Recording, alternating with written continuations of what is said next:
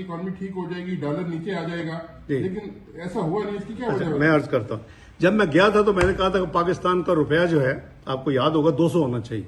मैं जहाज में बैठा था, 5-6 रुपए नीचे गया और पहले 17 दिन में ये 217 रुपए पे आ गया।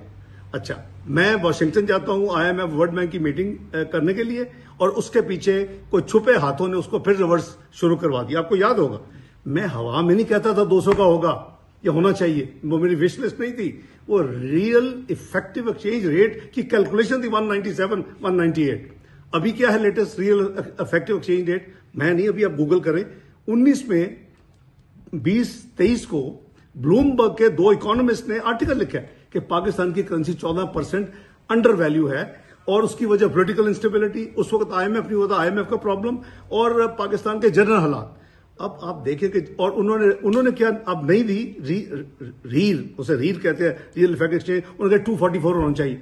मेरे नजदीक पाकिस्तान की करेंसी के साथ स्पेकुलेटर्स खेल रहे हैं। मैंने उन स्पेकुलेटर्स की गेम जो खेल में मैंने अपना 98-99 में भी देखा हुआ है, जब वो 69 पे ले गए तो 52 पे अल्हम्दुलिल्लाह पाकिस्तान का रुपया वापस आया, और 8 महीने स्टेबल था कू वाले दिन तक। और मैंने 20-13-14 का भी खेल देखा हुआ है, जब 114 को, और एक पिंडी के एक सियासतदान ने कहा मैं सियासत छोड़ दूंगा अगर 100 पे आ गया, अल्हम्दुलिल्लाह वो भी हुआ था। तो ये स्पेकुलेटर्स, इनको ये स्टेट का काम है, ये सेंट्रल बैंक का काम है, ये हुकूमत का काम है कि इनको नकेल डाले। अगर आपकी